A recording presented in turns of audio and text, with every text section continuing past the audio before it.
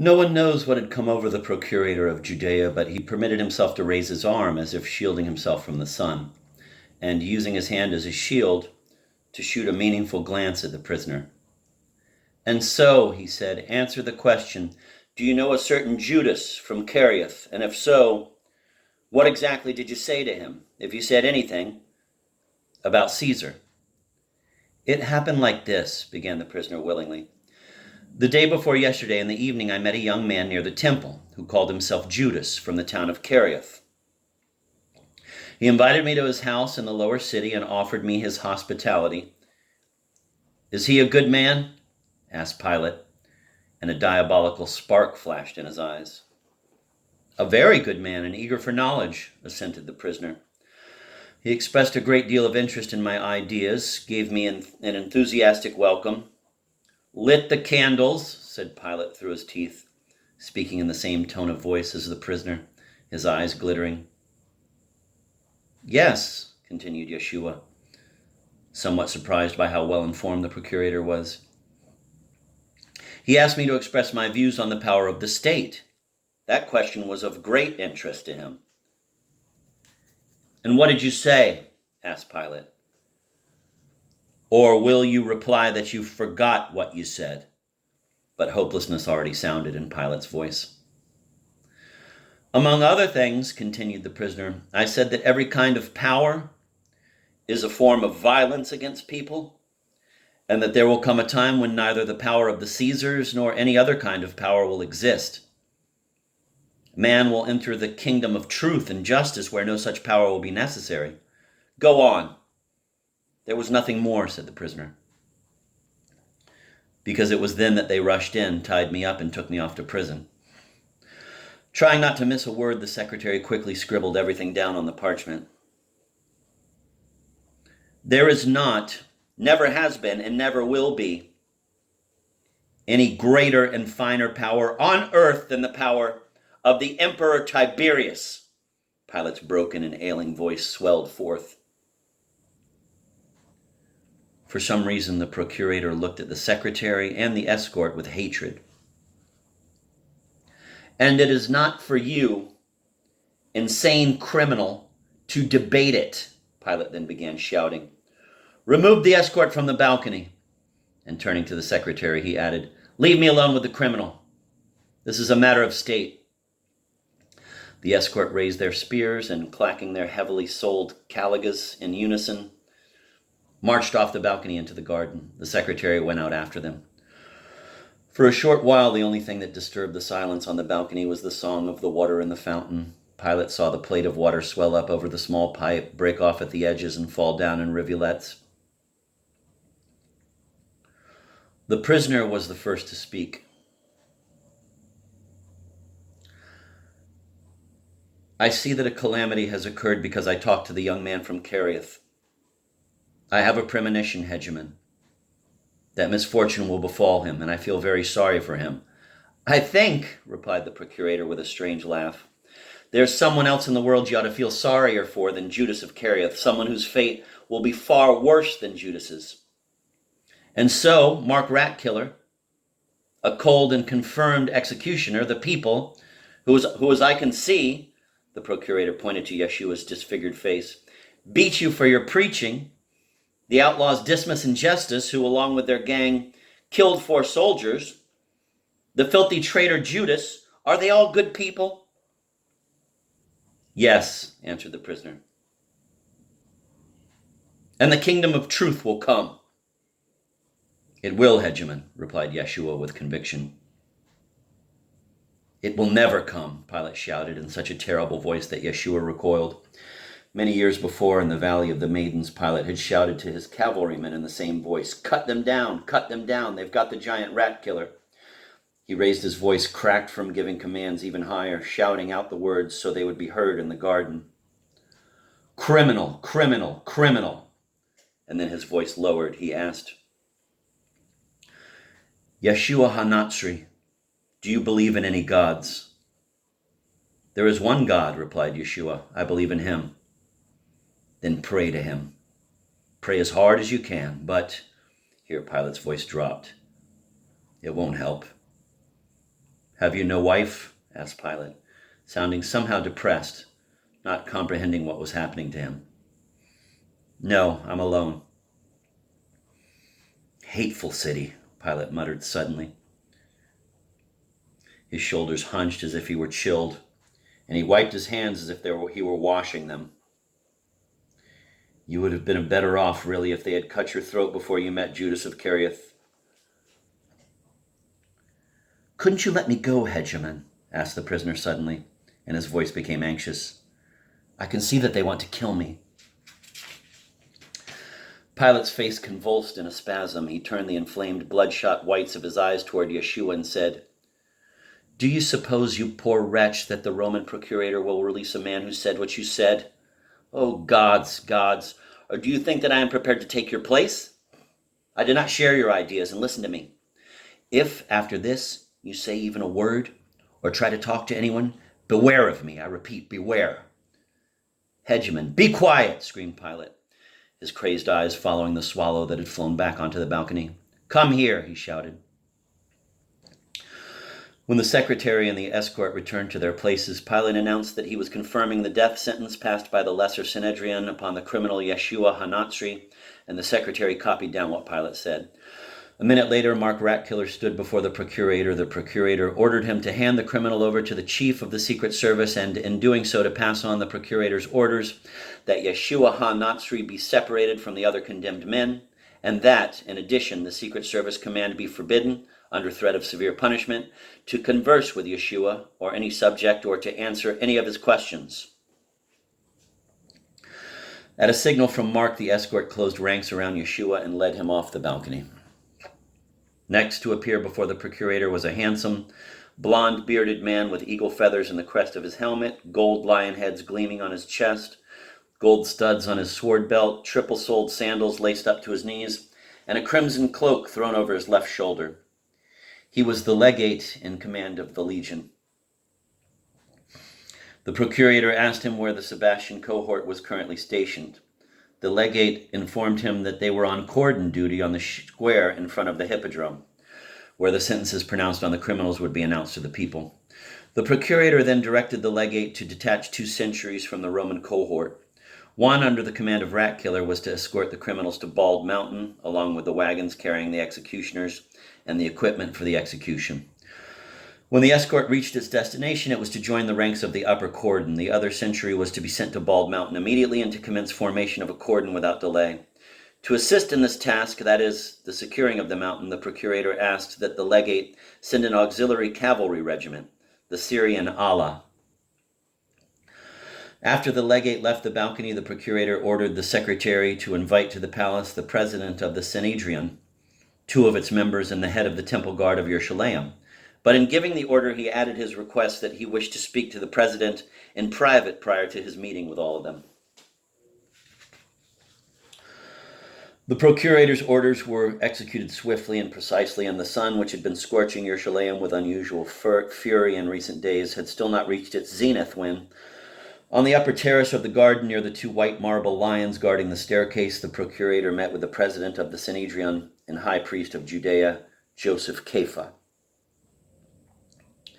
It was quiet in the garden, but after emerging from the colonnade onto the sun-drenched upper terrace of the garden with its monstrous elephant-legged palm trees, the terrace that looked out over the whole city of Yerushalayim, which he detested, with its hanging bridges, fortresses, and most important, the utterly indescribable block of marble with golden dragon scales instead of a roof, the temple of Yerushalayim, the procurator's sharp ears picked up a sound coming from below and far away, from the direction of the stone wall that separated the lower terraces of the palace garden from the city square.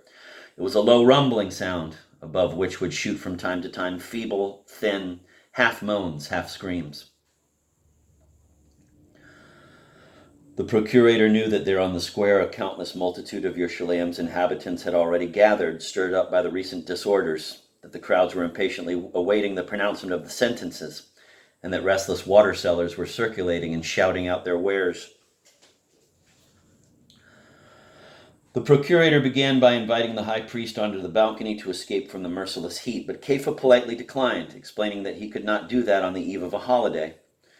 Pilate pulled his hood over his slightly balding head and began the conversation. It was conducted in Greek.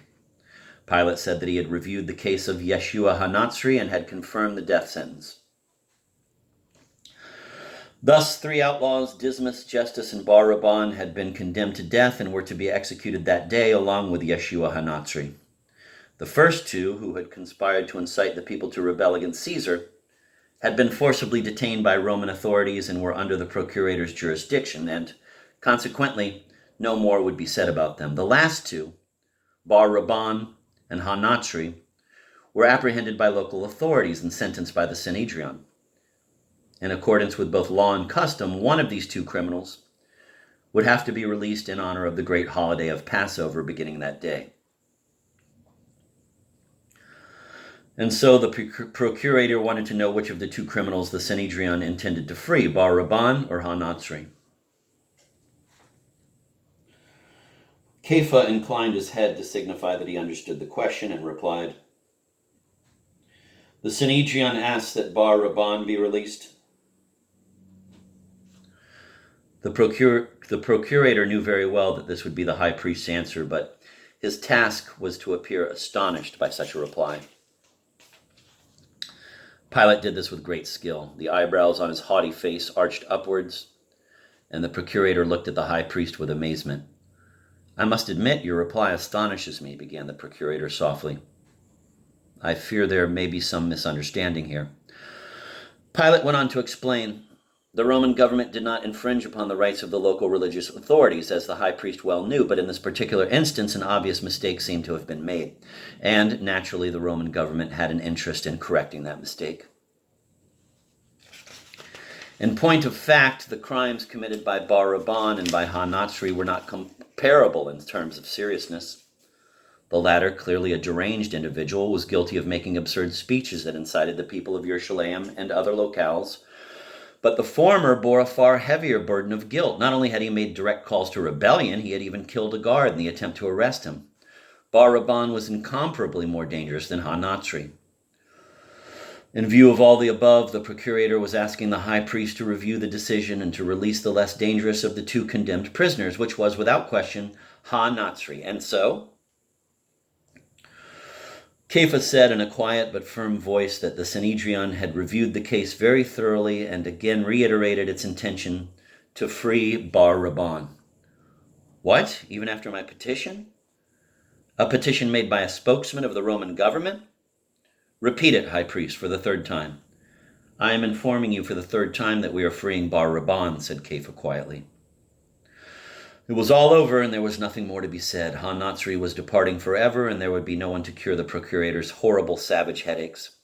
There would be no remedy for them, except death. But it was not this thought that struck Pilate at that moment. That same incomprehensible anguish which had come over him on the balcony pierced his entire being once again.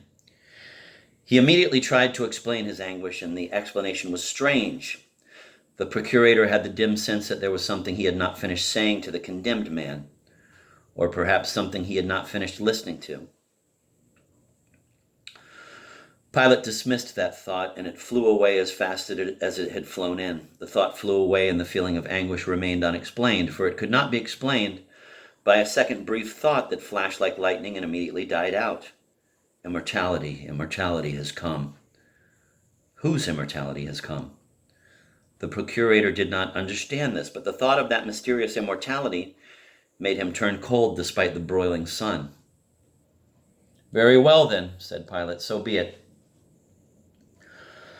Then he looked around, surveyed the world that was visible to him, and was amazed at the change that had occurred. The rose bush laden with flowers had vanished, as had the cypresses bordering the upper terrace, and the pomegranate tree, and the white statue and the foliage, even the foliage itself. In place of all this floated a crimson sediment in which seaweed began to sway and move somewhere, and Pilate moved along with it. Now he was engulfed by the most terrible rage of all, rage that choked and burned him, the rage of powerlessness. "I'm suffocating," said Pilate, "suffocating." With a cold, damp hand, he tore the clasp off the collar of his cloak, and it fell on the sand. "It's stifling today. A thunderstorm is brewing," rejoined Kepha, staring intently at the procurator's reddened face and foreseeing all the torments yet to come. "What a terrible month Nisan has been this year." No, said Pilate. It's not the sultry weather that's making me suffocate. It's you, Kepha. And narrowing his eyes, he smiled and added, Beware, high priest.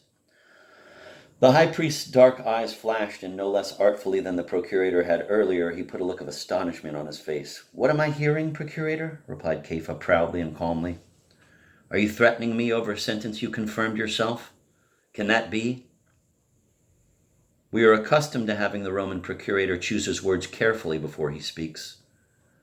What if someone overheard us, Hegemon? Pilate looked at the high priest with dead eyes and bared his teeth in a smile. What are you saying, high priest? Who could possibly overhear us here? Do I look like the young, vagrant, holy fool who will be executed today? Am I a boy, Kepha? I know what I'm saying and where I'm saying it. The garden is cordoned off and the palace is too, so there's not even a crack for a mouse to squeeze through. And not just a mouse, but that, what's his name, from Cariath? By the way, do you know such a person, high priest? Yes, if someone like that were to get in here, he would regret it bitterly. You don't doubt what I'm saying, do you, high priest? Know, then, that from now on you shall have no peace. Neither you nor your people, high priest, said Pilate, pointing far off to the right, where the temple blazed on the heights. It is I who am telling you this. Pontius Pilate, Knight of the Golden Spear. I know, fearlessly replied the black-bearded Kepha, and his eyes flashed. He raised his hand up to the sky and went on. The people of Judea know that you hate them with a fierce hatred and will cause them many torments, but you will never destroy them. God will defend them. He will hear us. The almighty Caesar will hear us, and he will protect us from the scourge of Pilate. Oh no, exclaimed Pilate, feeling more and more at ease with every word he spoke. He did not have to pretend anymore. He did not have to choose his words carefully. You have made too many complaints against me to Caesar, and now my time has come, Kepha. Now I shall relay word, not to the governor-general in Antioch, not to Rome, but straight to Capri, to the emperor himself, word about how you are shielding known rebels from death. And then it will not be water from Solomon's pool that I shall give Jerusalem to drink, as I had wanted to do for your benefit. No, it will not be water. Remember how, because of you, I had to take the shields with the imperial insignia off the walls to transfer troops, and remember how I had to come here myself to see what was going on? Remember my words. What you will see here, high priest, will not be one cohort in Jerusalem. Oh no. The entire lightning legion will be at the city walls. So will the Arabian cavalry. And then you will hear bitter weeping and groaning. Then you will remember the Bar Rabban you saved, and you will regret that you sent to death the philosopher who preached peace. The high priest's face had become covered with blotches. His eyes burned. Like the procurator, he smiled, baring his teeth, and replied, Procurator, do you yourself believe what you just said? No, you don't. It was not peace that rabble-rouser brought to Jerusalem, and you know that very well. You wanted to release him so that he would stir the people up, do violence to their religion, and subject them to Roman swords. But I, high priest of Judea, shall not, so long as I live, allow the faith to be profaned, and I shall protect the people. Do you hear, Pilate? And here Kepha raised his hand threateningly. Take heed, procurator. Kepha fell silent, and again the procurator heard what sounded like the sea rolling up to the walls of the garden of Herod the Great. This noise rose from below up to the procurator's feet and into his face, and behind him, beyond the wings of the palace, was heard the anxious blaring of trumpets, the heavy crunch of hundreds of feet, and the clanking of iron. The procurator now realized that the Roman infantry was already moving out in accordance with his orders, heading toward the pre-execution parade that was so terrifying to outlaws and insurgents. Can you hear, procurator? Quietly repeated the high priest. Are you really telling me that all this? Here the high priest raised both his hands, and the dark hood fell from his hood. Was caused by that miserable outlaw Bar Rabban. The procurator wiped his cold, damp forehead with the back of his wrist and looked down at the ground. Then, squinting up at the sky, he saw that the scorching ball was almost directly overhead, and that Kepha's shadow by the lion's tail had shrunk away to nothing. He said quietly and indifferently, "It's not long till noon." We got carried away by our conversation, but we must proceed. After making intricately worded excuses, Pilate asked the high priest to sit down on a bench in the shade of the magnolias and wait while he summoned the others needed for the brief final meeting and gave one last order regarding the execution. Kepha made a polite bow, his hand pressed to his heart, and remained in the garden while Pilate returned to the balcony. There he ordered the waiting secretary to summon to the garden the legate of the legion, the tribune of the cohort, 2 members of the Sanhedrin, and the chief of the temple guard, all of whom were awaiting his summons on the lower terrace in the round gazebo with the fountain. Pilate added that he himself was about to go out to the garden, and then he disappeared inside the palace. While the secretary gathered people for the meeting, Pilate was in a darkened room, shuttered against the sun, meeting with a man whose face was half covered by a hood, even though the sun's rays could not possibly have bothered him in that room. This meeting was extremely brief. The procurator said a few quiet words to the man, who then left, and Pilate returned to the garden through the colonnade. There, in the presence of everyone whom he had wished to see, the procurator solemnly and dryly acknowledged his confirmation of Yeshua HaNatzri's death sentence and formally asked the members of the Sanhedrin which of the criminals they wished to spare. After receiving the answer that it was Bar Rabban, the procurator said, "Very well," and ordered the secretary to enter it in the official record, squeezed the clasp which the secretary had picked off the sand, and said solemnly, "It is time." All present then started down the wide marble staircase between the walls of roses that exuded an overpowering scent. They descended lower and lower to the palace wall, to the gates that opened out onto a large, smoothly paved square, at the far end of which could be seen the columns and statues of the Yerushalayim Hippodrome. As soon as the group emerged from the garden onto the square and mounted the vast stone platform that dominated it, Pilate surveyed the scene through narrowed eyelids and assessed the situation. Although the space he had just traversed, that is, from the palace walls to the platform, was empty, he could no longer see the square directly in front of him because it had been devoured by the crowd. The crowd would have engulfed the platform in the open space as well as if it had not been held back by the triple row of Sebastian's soldiers on Pilate's left and the soldiers of the Iturian auxiliary cohort on his right. And so Pilate mounted the platform, clutching the superfluous clasp mechanically in his fist and squinting. But the procurator was not squinting because the sun burned his eyes. No, he was squinting because he did not want to see the condemned men who, as he knew very well, were now being led up onto the platform behind him. As soon as the white cloak with the crimson lining appeared atop the stone cliff, high above the edge of the human sea, a wave of sound, assailed the ears of the unseen Pilate. It began softly, originating somewhere in the distance near the hippodrome, then attained a thunderous volume which lasted for several seconds before beginning to subside. "They've seen me," thought the procurator. Rather than ebbing completely, the wave unexpectedly began to swell once again, rising even higher than before, and on top of this second wave, like seething foam on the crest of a breaker, whistles and women's screams were heard above the thunder. "They've been led out onto the platform," thought Pilate, "and there are screams because several women were crushed when the crowd surged forward." He waited for a few moments, knowing that no force could silence the crowd until it had released all its pent-up emotions and quieted down by itself. And when that moment came, the procurator threw up his right arm and the noise of the crowd finally subsided. Then Pilate took as much of the scorching air into his lungs as he could and began to shout. His broken voice carried over the thousands of heads, "In the name of the Emperor Caesar!" His ears were immediately assailed by a choppy, metallic din, repeated several times, that came from the soldiers in the cohorts as they threw their spears and insignia up into the air and shouted out in fearsome tones, "Hail Caesar!" Pilate craned his neck and looked straight up at the sun. A green flame flared up under his eyelids, setting his brain on fire, and the hoarse Aramaic words flew out over the crowd. 4 criminals arrested in Yerushalayim for murder, incitement to rebellion, and abuse of the laws and the faith have been sentenced to the shameful death of hanging on posts, and the execution shall take place shortly on Bald Mountain. The names of the criminals are Dismas, Justus, Bar Rabban, and Ha-Natri. Here they stand before you. Pilate pointed to the right without seeing the prisoners, but knowing that they were there where they were supposed to be. The crowd replied with a prolonged roar that seemed to signify another surprise or relief.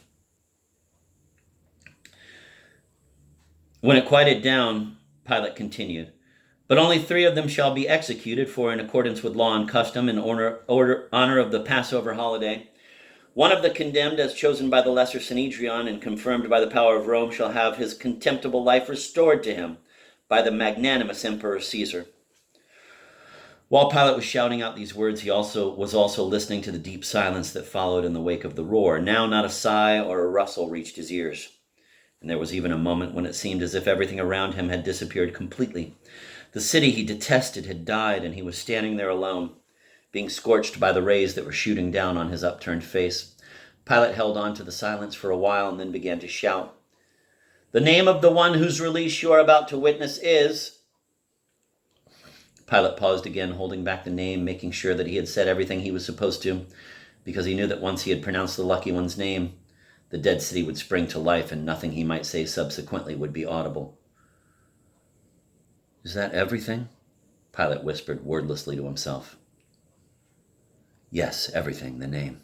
And rolling the R out over the silent crowd, he cried, "Bar Rabban!" It then seemed to him that the sun began ringing and burst overhead, engulfing his ears in flame, and raging inside this flame were roaring, shrieks, groans, laughter, and whistling. Pilate turned and walked back along the platform to the steps, looking at nothing but the multicolored tiles beneath his feet so as not to stumble. He knew that a hail of bronze coins and dates was raining down on the platform behind him, and that people in the roaring crowd were climbing on each other's shoulders, crushing each other, trying to see the miracle with their own eyes. A man who was already in the hands of death had been torn from its grip. To see the legionaries remove his bonds, unintentionally causing him searing pain in his arms, which had been dislocated during his interrogation. To see him grimacing and groaning as he smiled an insane, senseless smile. Pilate knew that the escort was now leading the 3 men with bound hands over to the side stairs in order to bring them out to the road heading west out of the city to Bald Mountain. It was only when he was down on the ground with the platform at his back that he opened his eyes, knowing that he was safe. The condemned men were out of sight. Blending with the wail of the crowd, which was beginning to die down, were the piercing cries of the various heralds, repeating some in Aramaic, others in Greek, what the procurator had just proclaimed from the platform. In addition, he could hear the staccato clatter of horses' hooves approaching and the short, cheerful blast of a trumpet. Echoing these sounds were the sharp whistles of the boys on the rooftops of the street that led from the marketplace to the Hippodrome Square, and by shouts of "Watch out!" The soldier, standing alone in a cleared part of the square with a badge in his hand, waved at them anxiously. And then the procurator, the legate of the legion, the secretary, and the escort came to a halt. The cavalry ala picked up speed, galloped out onto the square in order to cut across it diagonally, bypassing a throng of people. It headed down the lane along the vine-covered stone wall, the shortest route to Bald Mountain. Flying by at a gallop, the commander of the ala, a Syrian, small as a boy and dark as a mulatto, shouted out something in a thin voice as he passed Pilate and drew his sword from its sheath. His vicious, sweaty, raven-black horse shied and reared up its hind legs. After sheathing his sword, the commander struck his horse across the neck with a whip, steadied it, and rode off down the lane at a gallop. Behind him, in a cloud of dust, rode the horsemen, in rows of 3, the tips of their light bamboo lances bobbing up and down. The faces that streamed past the procurator with gaily bared, flashing teeth looked especially swarthy beneath the white turbans. Raising a cloud of dust, the ala tore down the lane. The last one to ride past Pilate was a soldier with a trumpet on his back that glowed in the sun. Shielding his face from the dust with his hand and frowning with dissatisfaction, Pilate moved on, heading for the gates of the palace garden, and following behind him were the legate of the legion, the secretary, and the escort. It was about 10 o'clock in the morning.